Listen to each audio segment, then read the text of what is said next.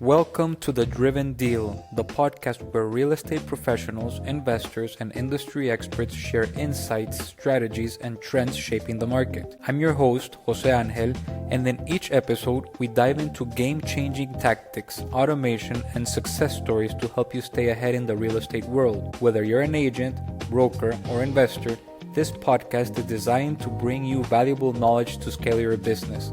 Let's get started. On today's episode of The Driven Deal, we're excited to welcome Geoff Stuhr, co-founder and managing partner of Smart Asset Capital. Based on years of experience in real estate investment and asset management, Geoff has played a key role in identifying, acquiring, and managing high-performing real estate assets. At Smart Asset Capital, he focuses on strategic investments, market analysis, and helping investors maximize returns through smart, data-driven decision-making. With a deep understanding of multifamily investments, market cycles, and wealth building through real estate, Geoff brings valuable insights for both seasoned and aspiring investors.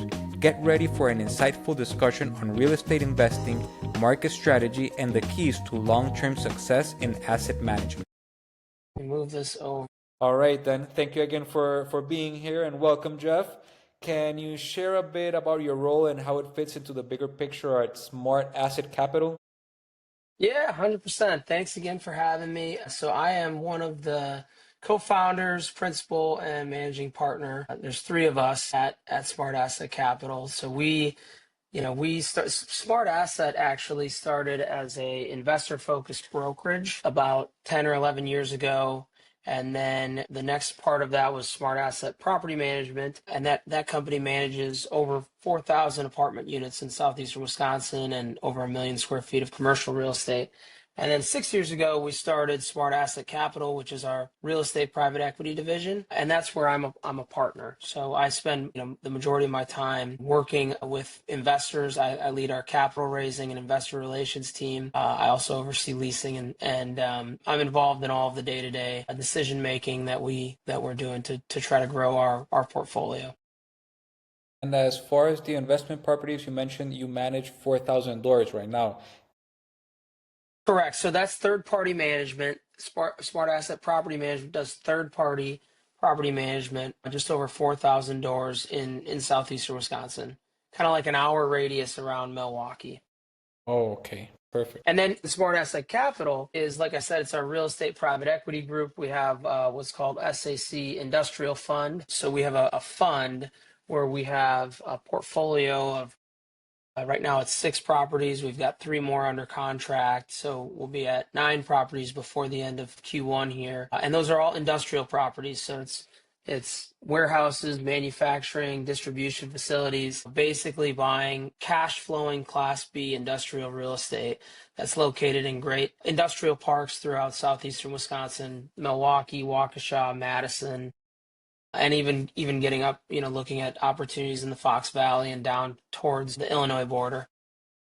And where would the majority of your investors are where from exactly?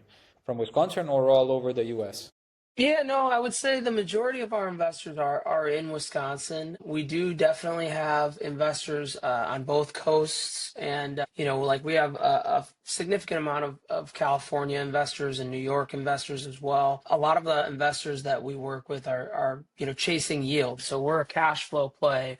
You invest $300,000. We have a 10% preferred return. This is for accredited investors only, but so that $300,000 should earn you $30,000 a year in yield. And that's based on 6 years of us doing this and really dialing in our processes and really finding opportunities in our market. And that's why we've sort of transitioned from buying other asset classes. And we bought apartment buildings, we bought retail, we've bought self-storage. We were kind of all over the board for the first couple of years with this company, and then decided to really get granular and niche down into industrial real estate. The more that we bought industrial properties, the more that we liked both the sort of macroeconomic and microeconomic tailwinds for industrial real estate in this market. And so just to answer your question again, I think I already said this at the beginning, but I would say the majority of our investors are in Wisconsin. It's easier when local investors can,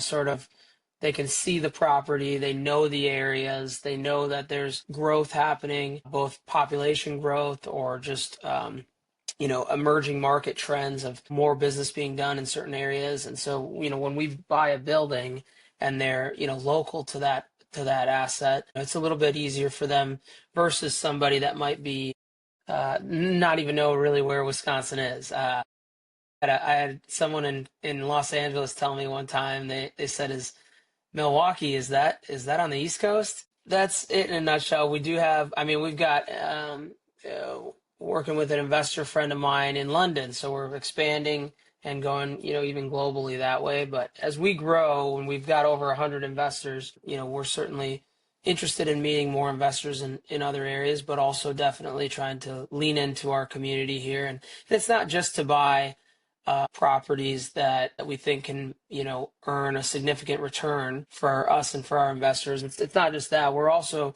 genuinely trying to make the community better and going into these properties and sort of refreshing these assets. Like I said, we're not buying or building Class A stuff. We're focused on Class B industrial real estate. So we're adding new paint, fixing the parking lot, potentially adding power and air and dock doors, new signage. So we're really trying to improve the local community and the businesses in the community as well. Anything or everything that adds value, right? It's value add for sure. And what does a typical day look like for you, Geoff?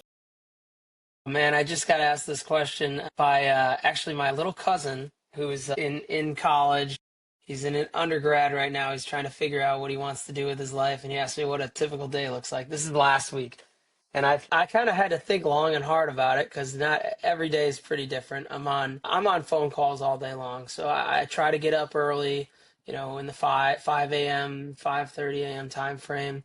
That doesn't always happen, but especially on the Monday after Super Bowl Sunday, I was a little bit slow to get up. But we had a Super Bowl party over here, so we like football.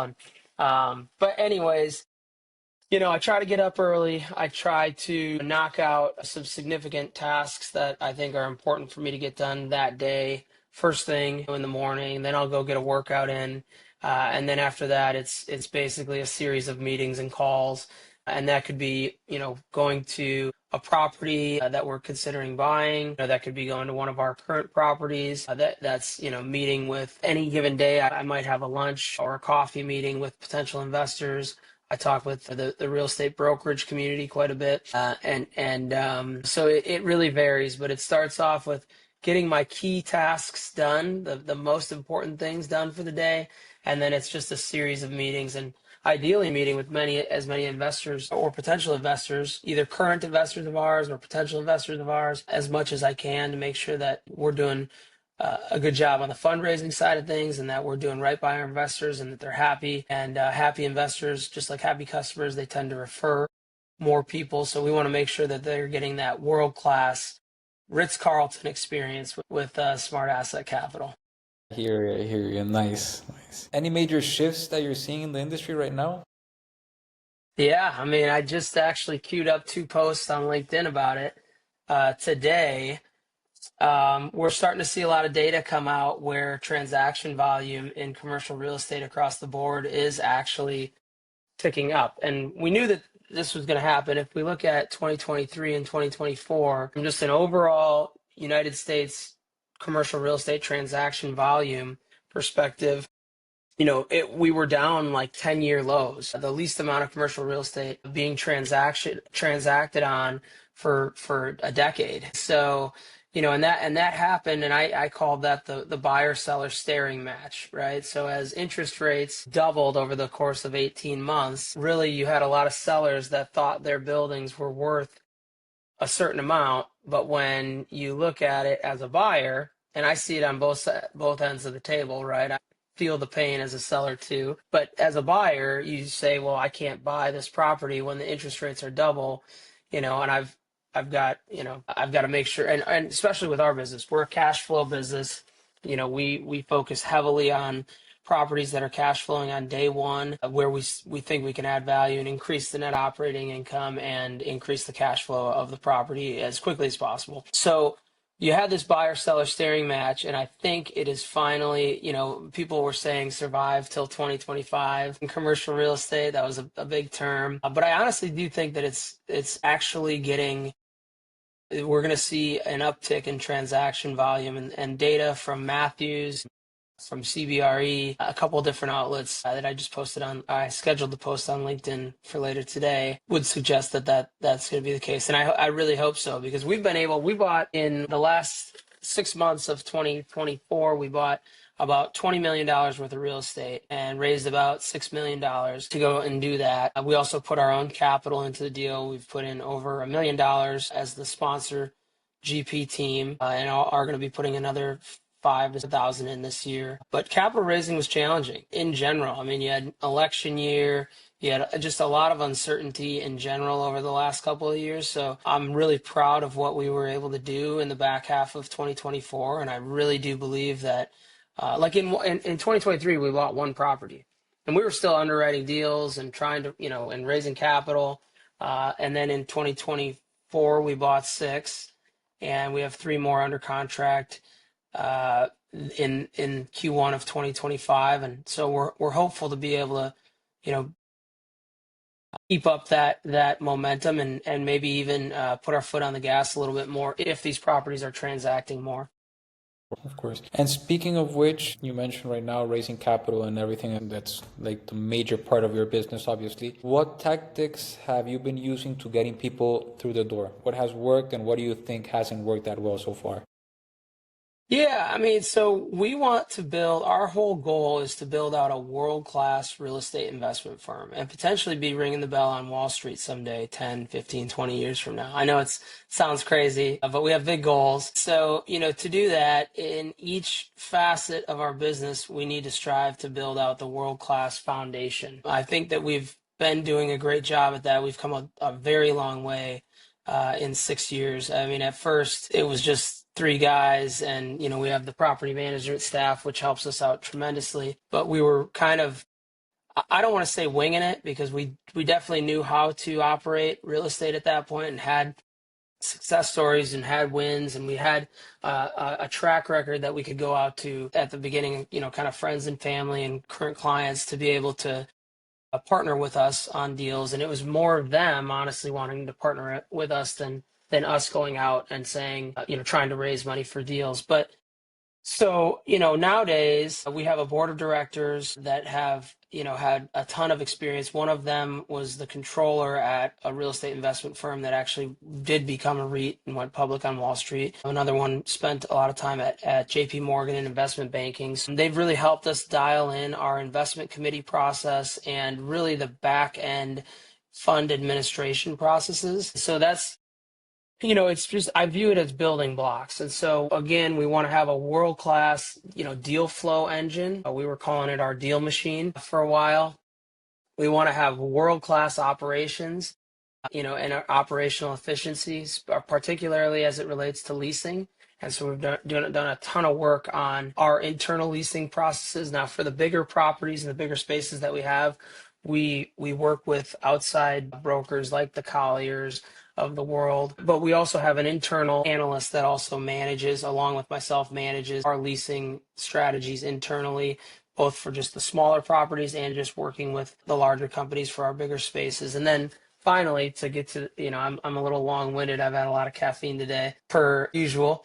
But, finally, we want to build a world-class fundraising engine, because we have a ton of deal flow. And right now, we want to make hay while the sun's shining, right? So we've got to be able to find partners to co-invest with us and get to share in these profits and the tax advantages and just the overall wealth building engine that we have built here so far and that we're going to continue to build. And so from a capital raising perspective, we try a number of things. We're getting a lot more active on social. I'm posting on LinkedIn, 3 to 5 times a week minimum, just things about our business, things about the industry, might just be good books that I'm reading, trying to really I think I've got close to over 7,500 followers on LinkedIn, and I'd never tracked this before. I had no idea.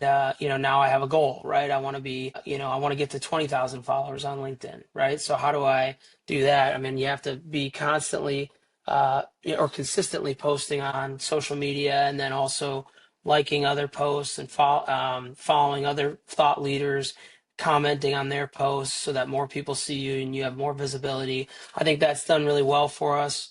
We also have a LinkedIn outreach strategy. We're not trying to necessarily be too salesy, but we want to connect with more and more people that potentially are accredited investors, potentially would be looking for exposure to cash flowing industrial real estate. A lot of LP limited partner investors have invested in a lot of multifamily apartment syndication deals, and those are great, but there's other asset classes as well. And so I had an investor last week that said, hey, I've invested as an LP in 4 or 5 different multifamily projects. I don't have any exposure to industrial real estate.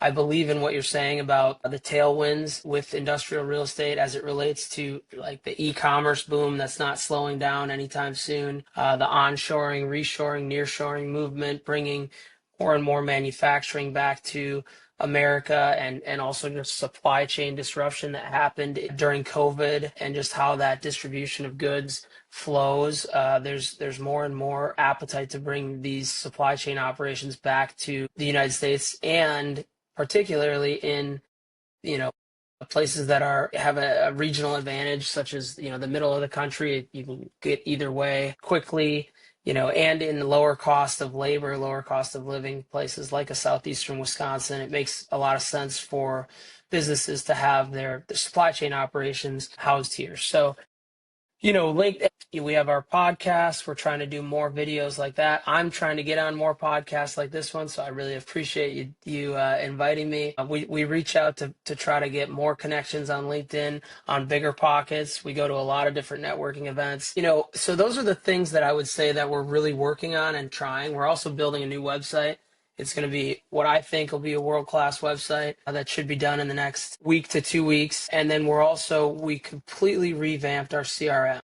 And so our CRM for 6 years was a very, very manual process, really just a place to store contacts, and create manual investor relations type emails, just about things that we have going on, like an event that we're sponsoring or a webinar that we're doing. Oh, by the way, we're also doing a weekly webinar series on Thursdays now. So that's something we're trying to work on as well, to get the word out and the message out of what we're doing. I think in the past we've been much more manual, whereas now our CRM is being built from the ground up, specifically for fundraising, to engage in our investors, our current investors, as well as potential investors, and have it be a much more automated, seamless approach. We're trying to look into, we actually have some college students at UW-Madison that are working on different AI projects for us. It's kind of science project stuff a little bit, but they're interested in this stuff. So, and I am too, right? The more that we can become more efficient and automate processes using custom GPTs on ChatGPT, or just using automations in general, the better we're going to be able to compete on all fronts. So that's something that we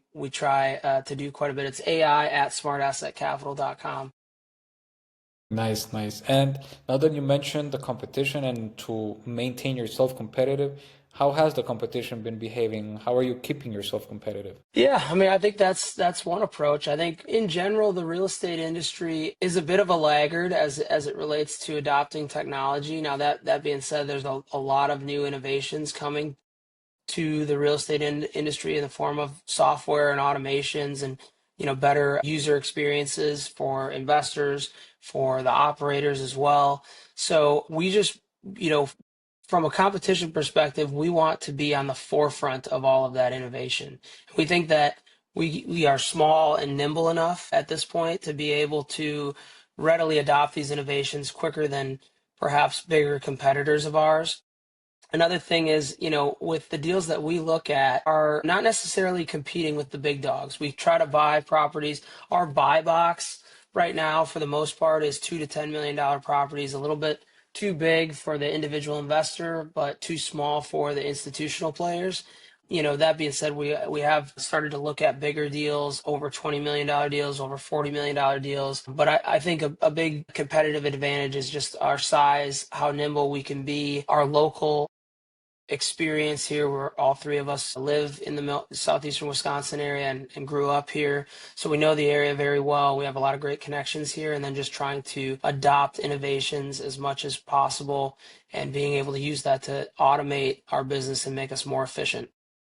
Nice, nice. Yeah, it sounds like you found like the sweet spot there, right? Yeah, I mean, we think so. We've been able to deliver great returns. We have a portfolio that's performing really well. So it's, I don't know if I've ever, I would say I consider it a sweet spot. I'm not naive enough to think that we have all the answers and we're just the best thing ever, right? But I think we work really, really hard, as a management team and the asset management, property management to try to, and we have big goals. And so we're trying our best every week to be rowing in the same direction and to become more efficient and a better user experience for everyone that we work with. So whether that's investors, brokers, lenders, vendors, you name it, we're trying to accelerate on all fronts and just get better every day. And any bottlenecks that are you seeing that when unlocked will take you to that next level in the business? Yeah, I mean, I would say for the most part right now, it's really around fundraising, right? I think we have done a great job. Like I said, we raised $6 million, which isn't that much, but it's not nothing. And that was in the last 6 or 7 months. I feel like we're on the cusp of becoming a more well-known name in this space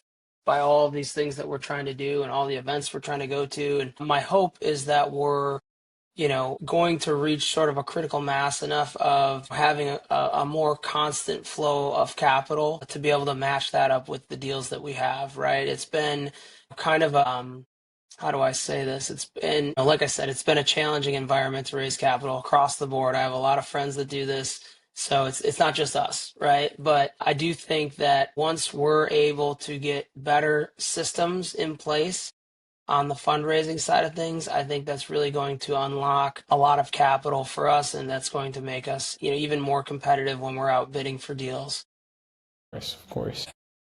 Speaking of which, I mean, the importance of being out there, to position yourself as an industry expert. I mean, what you guys are doing are strategic thinking and will help eventually on that front, definitely. Yeah, I sure hope so. Yes. And any big plans for 2025? Where do you see yourself from now in between 6 to 12 months, in the next 6 to 12 months? As a company, like I said, I'm hopeful that there's going to be more and more commercial real estate transaction volume, more deals trading, which will create more opportunities for us to buy great deals. I believe our hope is just to continue on the trajectory that we're on and even accelerate that. We would like to buy $50 million worth of real estate in 2025, and so that's our charter for this year. All 50 million of that needs to fit into our buy box and goes through very stringent due diligence and investment committee selection process. Personally, I would hope that I can build my personal brand, get to that 20,000 followers on LinkedIn mark, build out more of my social media, start speaking at more events. I speak at a decent amount of events locally here in Milwaukee, but I'd like to be able to get onto more stages and get more well known and do more podcasts. And hopefully by doing all of that, it'll help get the word out and the message out about what we're doing here in Milwaukee. And if you could solve one major challenge today, what would it be, Geoff? Like a major challenge within our business or like world hunger? You're the second person and the second guest that tells me the same thing. Yeah. Yeah, on your business, I mean. Got it. Yeah, no, I mean, if I think about our business, the main thing is we're doing a really good job at finding great deals. We've got a lot of deal flow. We're doing a great job with leasing. The vacancy rates are very low in Wisconsin. We've still got some work to do on that front and make sure that everything that we're doing on the leasing front is translating to the results that we think, and we're on track there. We're actually ahead of schedule within our fund significantly, just by a lease that's just getting signed this week. But really, the major challenge is just fundraising. How can we get to the point where we're automating a lot of the system? We're growing our brand and our awareness to the point where more people know what we're doing, and we're getting more at bats with investors that would be potentially looking at making investments, but they're doing it with other groups, right? How can we continue to grow the mind share of the investor community, and then also start to work with larger investors such as family offices and institutions, and if we can, kind of crack into the financial advisor network, being listed with Charles Schwab or Fidelity, I think would be huge. But right now it's kind of like hand-to-hand combat, I would say. And maybe combat's a bad term, but what I mean by that is, we're really just, meeting investors manually, very individually. We want to be able to grow so that, our online presence is helping do the marketing for us so that when we get on a call with them, people know who we are. And I think that's the major challenge that we're looking to solve right now in our business. Then that was great. Thank you for sharing these insights. Where can people reach out to you if they want to get in contact with you, Geoff? Yeah, so again, I mentioned we're redoing our website. The website's not bad. It's just 6 years old. So we're going to have a great one coming up in the next couple of weeks. I don't know when this will air, but smartassetcapital.com that'll be one way to find us. And then for me, I'm doubling down heavy on LinkedIn. So you can find me at Geoff and then last name's Stuhr on LinkedIn. I'm pretty easy to find. There's not a lot of, I don't think anyone else has my name on there. So Geoff at Smart Asset Capital on LinkedIn is the best way to find me. Then thanks again for your time, Geoff. Absolutely, man. Thank you. It's been a pleasure.